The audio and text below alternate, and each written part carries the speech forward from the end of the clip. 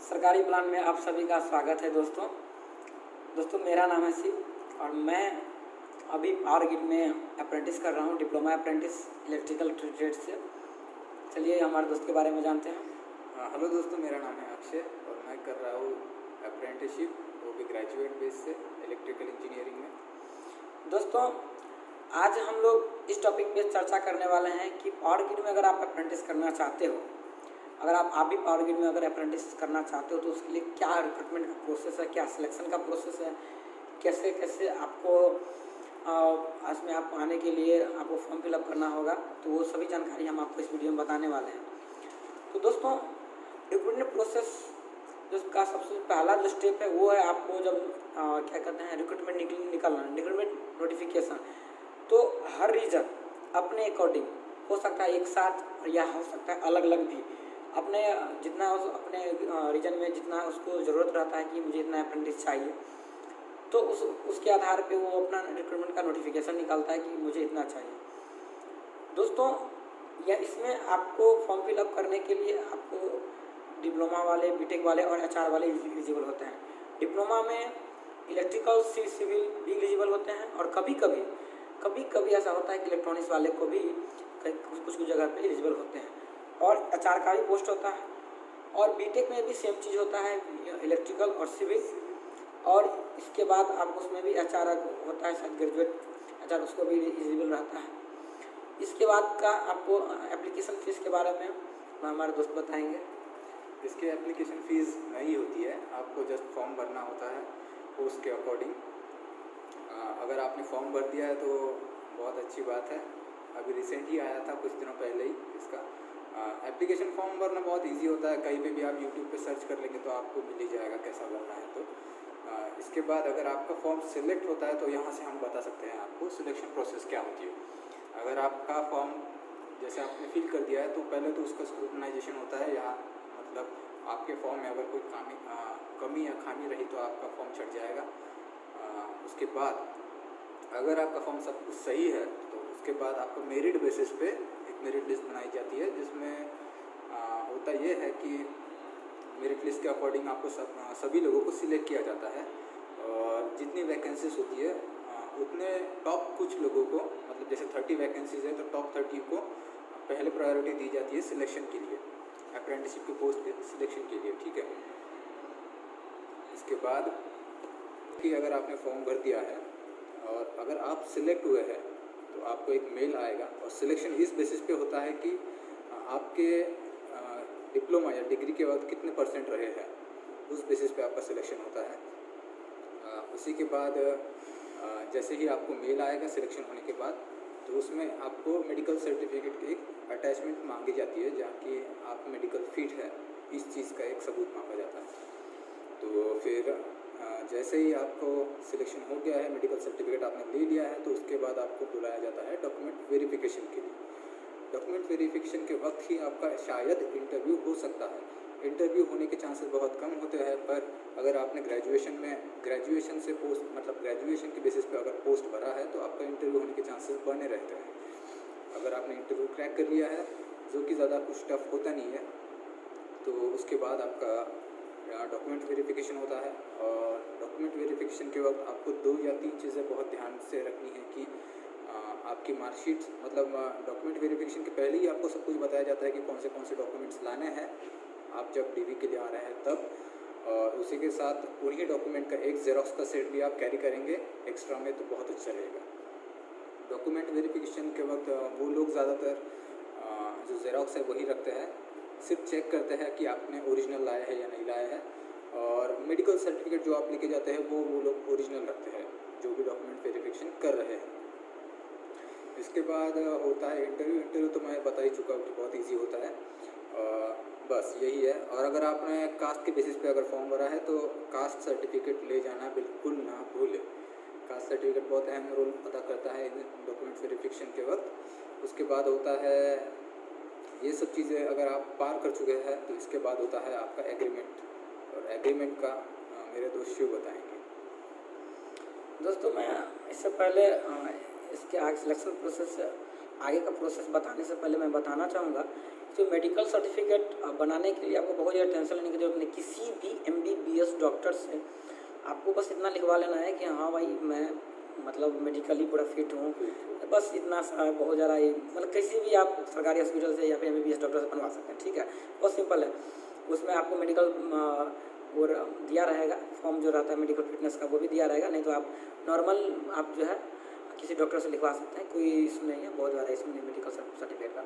और दूसरा चीज़ बताना चाहूँगी कास्ट सर्टिफिकेट के बारे में दोस्तों कि अगर आप कोई ना कोई आपका तो कैटेगरी होगा, चाहे आप जनरल के होंगे फिर भी आपको EWS का होगा, OBC SC ST कुछ ना कुछ होंगे, तो आप उस कैटेगरी का ही कास्ट सर्टिफिकेट लाएँ, वो कैटेगरी का ही सर्टिफिकेट लाएँ। और मैं बताना चाहूँगी कि कोशिश करें कि अगर आपके पास सेंट्रल गवर्नमेंट का वो कैटेगरी सर्टिफिकेट है तो बहुत अच्छी बात है, अन्यथा स्टेट गवर्नमेंट भी चल जाएगा। मतलब वो HR वाले लोग बहुत ज़्यादा ये नहीं करते हैं, तंग नहीं करते हैं कि हमको ये चाहिए, लेकिन आप वो प्रेफरेंस देते हैं कि अरे यार आप क्योंकि ये सेंट्रल गवर्नमेंट का जॉब है तो गवर्नमेंट की जॉब में ज़्यादातर प्रेफरेंस सेंट्रल का सर्टिफिकेट को मिलता है, ठीक है, सेंट्रल की कास्ट भी बनाएंगे तो बहुत बढ़िया। हाँ बिल्कुल। तो दोस्तों अब जैसे हमारे दोस्त ने बता दिए कि आपका सिलेक्शन हो गया, अब सिलेक्शन होने के बाद आपका क्या होगा। तो मान लो कि आपका सिलेक्शन हो गया, आपका ठीक है, आप इंटरव्यू भी क्रैक कर चुके हैं, आप सेलेक्ट हो गए। इसके बाद दोस्तों तभी सिलेक्शन होने के बाद तभी आपको RHQ में दोस्तों मैं बताना चाहूँगा ये डॉक्यूमेंट वेरिफिकेशन जो आपका होगा, आप बुलाया जाएगा जहाँ पे इंटरव्यू के लिए, वो आपको उस रीजन का हेडक्वार्टर जहाँ होगा ना वहाँ पे, जैसे कि फॉर एग्जांपल जैसे कि WR1 का हेडक्वार्टर जो नागपुर में है तो आपको नागपुर बुलाया जाएगा, वहाँ पे आपको सारा प्रोसेस होगा। अभी हमारे मित्र ने जितने भी प्रोसेस बताए सिलेक्शन का वो सभी प्रोसेस आपको वहीं पे होगा, इंटरव्यू DB वो सब आपको ईमेल में आपके लोकेशन दिया रहता है हाँ, कि हाँ, आपको DB के लिए कहाँ जाना है, तो ठीक है, वो सब तो आप ईमेल से पढ़ ही सकते हैं। हाँ। अब मैं बताना चाहूँगा दोस्तों कि तभी आपको जैसे कि बोले हमारे दोस्त बोल दिया कि सिलेक्ट हो गए, इसके बाद आपको एक कन्फर्मेशन नहीं मिला है, कन्फर्मेशन मेल आप उस बेसिस पे आएगा कि जब आप एग्रीमेंट पे सिग्नेचर कर दिए रहेंगे, तो आपको जब सिलेक्ट हो जाते ना फिर आपको एक एग्रीमेंट पे आप साइन करवाया जाता है वहाँ पे आपका कि आप जो है आपको जो है 1 साल हम आपको एज ए ट्रेनिंग आपको हम ट्रेनिंग प्रोवाइड करेंगे, 12,000 रुपया मान लीजिए, जैसे हम डिप्लोमा वाले हैं तो 12,000 रुपया देंगे, प्लस में 2500 रुपया छाड़ देंगे। और छुट्टी का जिक्र रहता है इसमें, 12 आपको नॉर्मल लीव रहता है, 15 आपको लीव रहता है, 12 और मेडिकल लीव रहता है 15। मेडिकल आपको 15 लीव रहता है। तो ये सारे टर्म्स कंडीशन के और ये भी लिखा रहता है उस एग्रीमेंट में। आप एग्रीमेंट पढ़ लेंगे तो बहुत बेहतर होगा। हाँ बिल्कुल, ज़्यादातर आपकी जानकारी पूरी क्लियर हो जाती है, उस सामने क्या करना है क्या नहीं, और सारी इन्फॉर्मेशन एग्रीमेंट में ही दी रहती है, तो आपको किसी को और पूछने की ज़रूरत नहीं पड़ती। हाँ, लेकिन आपको जानकारी के लिए बता दें कि उस एग्रीमेंट में आपको ये सब चीज़ पॉइंट मेंशन रहेगा, सैलरी मेंशन रहेगा, ये भी मेंशन रहेगा कि भाई हम कोई रिस्क नहीं लेते हैं या फिर कोई गारंटी नहीं लेते हैं कि आपको हम जॉब देंगे, ये सिर्फ एक ट्रेनिंग है, 1 साल के बाद आप अपना रास्ता है, हम अपने रास्ते हैं, इस तरह का जिक्र रहेगा, आप अपना पढ़ लेना। इसके बाद दोस्तों जब आप एग्रीमेंट पर साइन करते हैं तो इसके बाद जो कन्फर्मेशन मेल आ जाता है, कन्फर्मेशन मेल के साथ ही आपको जो है जिस जगह पे आप पोस्टिंग हुआ है, पोस्टिंग के लिए आप प्रेफरेंस पहले ही पूछ लेते हैं। आपको जब एग्रीमेंट पर साइन कर लेते हैं तो उसी समय आपको पोस्टिंग का प्रेफरेंस पूछ लेते हैं कि जैसे जितने भी सब स्टेशन है तो उसमें पोस्टिंग का प्रेफरेंस पूछ लिया जाता है कि आपको किस जगह पे पोस्टिंग लेना है। तो उसके अकॉर्डिंग आपको जो है आप जिस हिसाब से प्रेफरेंस देंगे उस हिसाब से आपको कन्फर्मेशन मेल में अटैच रहेगा कि आपका पोस्टिंग कहाँ पे हुआ है और वहाँ पे आपको किसको रिपोर्ट करना है, किस ऑफिसर को, उसका भी आपको पूरा डिटेल्स दिया रहेगा। ठीक है, जिस ऑफिसर को आपको रिपोर्ट करना है उनका मोबाइल नंबर आपको दिया रहता है, तो जाने से पहले उन्हें एक बार सूचित कर दे कि हम इस तारीख को, या जब भी आप जाएँ तो ज़्यादातर केसेस में जल्दी से जल्दी ज्वाइन करने का प्रयास करें, पर ज्वाइनिंग करने से पहले आपके पोस्टिंग ऑफिसर को एक बार पहले से कॉल करके दे ताकि वो आपके लिए सारी की सारी अरेंजमेंट करके रखें। अब दोस्तों जैसे कि जब अगर मान के चलिए ज्वाइनिंग अब आप करना चाहते हैं, पोस्टिंग हो गया वहाँ से, तो आप मान के चलिए RHQ से आपको बोल दिया कि ठीक है आप जाके ज्वाइन करो। ठीक है, तो आपको सबसे पहले ज्वाइनिंग जब आप करने के लिए जा रहे हो, जब आपका पोस्टिंग हो गया, आप ज्वाइनिंग के लिए आप आगे बढ़ रहे हैं, तो उससे पहले एक बार आपको वैसे ज़्यादातर केसों में आपको DGM को रिपोर्टिंग करना होता है। आपको जिस सब स्टेशन में पोस्टिंग हुआ है उस सब स्टेशन की DGM को आपको रिपोर्ट करना होता है। DGM या AGM, हाँ, जनरल मैनेजर ही रहते हैं, हाँ, उन्हीं को रिपोर्ट करना होता है। हाँ, तो आपको उसको रिपोर्ट करना, उससे पहले आपको जब आप आरएचक्यू से निकलने हो तो आप निकलने लगिएगा तो उससे पहले एक बार सर को कॉल कर लीजिएगा, डीजीएम सर को, कि सर ऐसा है कि मेरा आप इस सब स्टेशन में सिलेक्शन हुआ है एज अप्रेंटिस, तो मैं आ रहा हूँ। अगर आप सब स्टेशन से ज़्यादा दूर हैं तो वो डीजीएम सर वो HR को जैसे ही आपको मेल मिले तो मेल में तो दिखाई रहता है कि क्या चीज़ें है, कैसा करना है, पर जिस दिन आपको मेल मिला है उसी दिन आप ज़्यादातर केसेस में है ना अपने जो भी जनरल मैनेजर है उनको कॉल कर दें। कैसा होता है कि हमारे बीच में जो जो मतलब जॉब लोकेशन है और जहाँ पर हम हैं उसके बीच में कभी कभी फासला बहुत ज़्यादा होता है, तो जाने आने के लिए समय लग सकता है या फिर ट्रेन की टिकट नहीं मिल सकती है, कुछ और भी रीज़न हो सकते हैं। तो उन रीज़न को कोप अप करने के लिए आप बीच में कुछ समय मांग सकते हैं अपने जनरल मैनेजर से। जैसे मैं कुछ बताना चाहूँगा कि अगर मान के चलिए कि आप ज्वाइनिंग के लिए चले गए हैं, आपका जो सब स्टेशन मान के चलिए दिल्ली में है, मान के चलिए आपको दिल्ली पोस्टिंग हुआ है, दिल्ली में कोई खास जगह पोस्टिंग हुआ है, तो और अगर आप का जो सब स्टेशन है नियरेस्ट रेलवे स्टेशन से काफ़ी दूर है और ऐसा लग रहा है कि नहीं, ज़्यादातर केस में ऐसा ही होता है क्योंकि जो सब स्टेशन होते हैं वो सिटी से काफ़ी दूर होते हैं, तो उस केस में आपको गाड़ी का व्यवस्था कर देंगे, वहाँ के डीजीएम आपको गाड़ी की व्यवस्था कर देंगे। वो जब आप डीजीएम को कॉल करेंगे वो फिर HR में सब स्टेशन के जो HR होते हैं उनको कॉल करके आपको गाड़ी की व्यवस्था कर देंगे।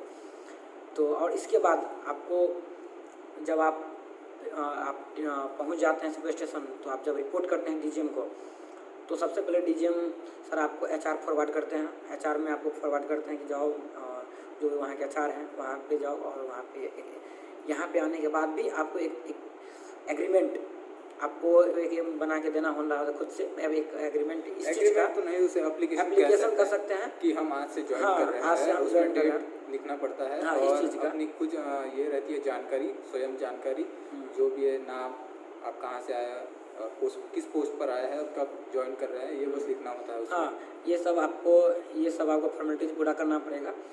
तो अब यहाँ से अब जब आप ये इतना करके तो जो आप वो एप्लीकेशन फॉर्म ना आप या फिर वो HR सर को बोल देंगे तो HR सर भी, या नहीं तो आप भी वहाँ के RHQ के जो HR होंगे वहाँ के ईमेल पे आप जो है आप उसको सेंड कर दीजिएगा, तो वो हो गया। फिर आपका सिलेक्शन अब आपका जो है ज्वाइनिंग हो चुका है। ऑफिशियली आप पावर ग्रिड में एज एन अप्रेंटिसशिप इंटर कर चुके हैं। हाँ, ये इसका आगे का अब जब ये तो आप ज्वाइनिंग तो कर लिए, अब ज्वाइनिंग के बाद का क्या कल्चर होता है, क्या वर्किंग कल्चर होता है, क्या फैसिलिटीज़ होती है, अगर आपको इसकी जानकारी चाहिए तो नीचे आपको डिस्क्रिप्शन में उसका लिंक मिल जाएगा, आप उस वीडियो को देख लीजिए, क्योंकि ये वीडियो काफ़ी लंबा हो चुका है। हम नहीं चाहते कि बहुत ज़्यादा वीडियो लंबा, और अगर जानकारी अच्छी लगे तो वीडियो को लाइक कीजिएगा, सब्सक्राइब कीजिएगा हमारे चैनल को।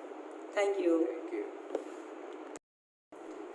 सरकारी प्लान में आप सभी का स्वागत है दोस्तों। मैं शिव हूँ, मैं अभी पावर ग्रिड में डिप्लोमा अप्रेंटिस कर रहा हूँ इलेक्ट्रिकल ट्रेड से, और ये हमारे दोस्त हैं। दोस्त का इंट्रोडक्शन दोस्त ही बताएंगे। मैं अक्षय हूँ और मैं पावर ग्रिड में अप्रेंटिसशिप कर रहा हूँ ग्रेजुएट इलेक्ट्रिकल इंजीनियरिंग से। दोस्तों इस वीडियो में हम लोग चर्चा करने वाले हैं कि जब आप पावर ग्रिड में एज अ अप्रेंटिस ज्वाइनिंग कर लेते हो उसके बाद आपको क्या क्या करना होता है और क्या क्या काम करना पड़ेगा, ठीक है, इस विषय पर चर्चा करेंगे दोस्तों। तो दोस्तों सबसे पहले जब आप ज्वाइन कर लेते हो, जब एंट्री आप कर चुके हो, तो सबसे पहले आपको जितने भी यहाँ के एम्प्लॉय हैं, आप जिस सब स्टेशन में आप ज्वाइन किए हो उस सब स्टेशन के जितने भी एम्प्लॉय हैं उन सभी एम्प्लॉय के साथ आपको इंट्रोडक्शन होना होता है। इंट्रोडक्शन सबसे पहले तो आपको डीजीएम ही आपका लेंगे, फिर आपका HR सर लेंगे, फिर आपको जो मैनेजर होंगे, क्योंकि या तो आपको मैनेजर या फिर JE के मार्गदर्शन में ही उसी के मार्गदर्शन में आपको काम करना होता है, किसी JE या फिर मैनेजर के, तो वो JE या मैनेजर आपका वो लेंगे, इंट्रोडक्शन लेंगे। और इसके बाद दोस्तों ये culture place to place change हो सकता है। हाँ, जैसे कि कहीं कहीं पर बहुत बड़ा सब स्टेशन होता है तो वहाँ पर इंट्रोडक्शन ये प्रोसीजर नहीं फॉलो हो पाती है, तो उसके बाद सीधा आपको, जैसे ही इसके पहले बताया था कि HR तक हमें जाना होता है, तो HR ही हमें हमारे कंसर्न जो भी जिनके नीचे हमें काम करना है तो उन्हीं से वही मिलाते हैं HR सर, और उस डिपार्टमेंट के सभी लोगों से हमारा लगभग परिचय हो ही जाता है उसी दिन।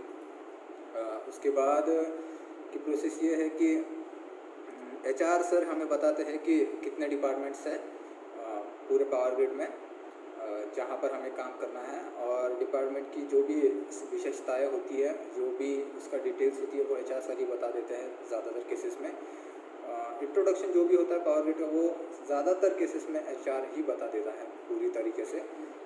उसमें ये होता यह है कि जैसे हम पावर ग्रिड में एंट्री कर चुके हैं, तो उसके बाद एचआर बताएंगे कि पावर ग्रिड में जो एक ये होता है मेमोरेंडम जो फॉलो करना होता है हमें, कि कैसे कपड़े पहनने हैं और किस तरह से रहना है, ये सब चीज़ों से हमें इंट्रोड्यूस कराया जाता है। सेफ्टी का पूरा ध्यान रखते हुए सेफ्टी के ज़्यादातर रूल्स हमें पहले ही बता दिए जाते हैं, पहले ही दिन लगभग।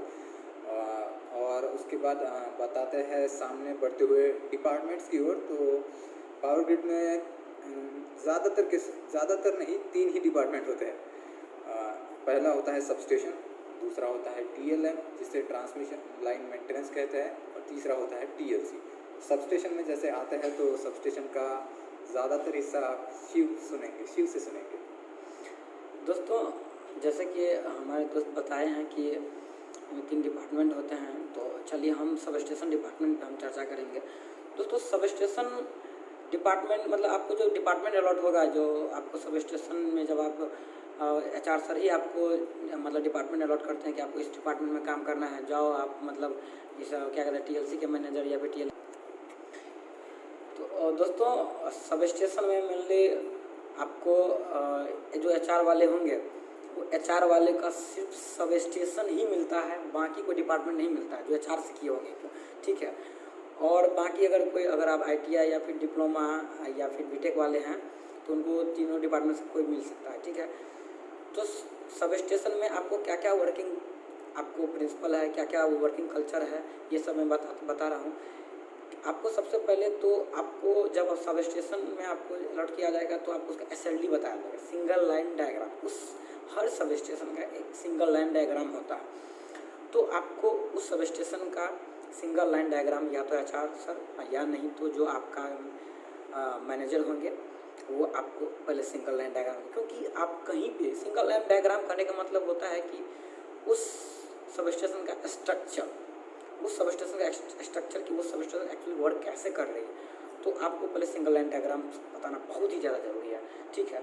तो वो तो आपको बता ही देंगे। इसके बाद जब आप सिंगल लाइन डायग्राम आप समझ जाते हो, पहले तो आपको थ्योरेटिकली बताते हैं, इसके बाद आपको प्रैक्टिकली आपको जाके बताते हैं सर लोग कि ये देखो जो हम आपको SLD में बताए थे कि ये CT है, तो ये देखो ये CT, ये बे है, तो ये देखो ये बे, इतना नंबर का बे ये है। तो इस तरह से आपको प्रैक्टिकली भी आपको दिखाया जाता है। तो कुल मिला के आपको सब स्टेशन का जो है पूरा तरह से जो स्ट्रक्चर है वो थ्योरेटिकली और प्रैक्टिकली अब आपको समझ में आ गया। इतना सब कुछ होने के बावजूद इतना सब जब हो जाएगा, इसके बाद जो अब नेक्स्ट चीज़ है वो है कि जब सब स्टेशन में आप काम क्या करना होता है। तो सब स्टेशन में आपको काम ज़्यादा कुछ नहीं होता है दोस्तों, मेंटेनेंस का काम होता है। एनुअल मेंटेनेंस या कई ईयर मतलब हाफ ईयरली होता है, हर तरह का मेंटेनेंस होता है, हाफ ईयरली आप ये सब तो जानते ही होंगे। तो वो मेंटेनेंस का काम करना होता है। हम अप्रेंटिस वालों का सिर्फ इतना ही काम होता है कि हम मेंटेनेंस में साथ दें। ऐसा कुछ नहीं रहता है कि आपको ये कोई रिस्पॉन्सिबिलिटी नहीं दिया जाएगा सब स्टेशन में कि हम आपको ये काम करना है, ये काम करना ही है, ये स्टेप्स लगाइए। आपको साथ देने का और आपको सीखने का ज़रूरत है, आपको बहुत ज़्यादा काम करने का ज़रूरत नहीं है। दोस्तों, अगर आपको ये जानकारी अच्छी लगी हो तो चैनल को सब्सक्राइब कर दीजिएगा, वीडियो को लाइक कर दीजिएगा। और मैं बताना चाहूँगा कि अगर आपको अप्रेंटिस से रिलेटेड, पावर ग्रिड से रिलेटेड आपको कुछ और भी वीडियो देखनी है, कुछ और भी जानकारी लेनी है, तो डिस्क्रिप्शन में लिंक है, देख लीजिए कि हमारा क्या एक्सपीरियंस रहा है 1 साल में, आपका मेरा क्या एक्सपीरियंस रहा है अप्रेंटिस के दौरान, या फिर इसका रिक्रूटमेंट प्रोसेस क्या है। तो दोनों का लिंक आपको नीचे डिस्क्रिप्शन में मिल जाएगा। थैंक यू दोस्तों।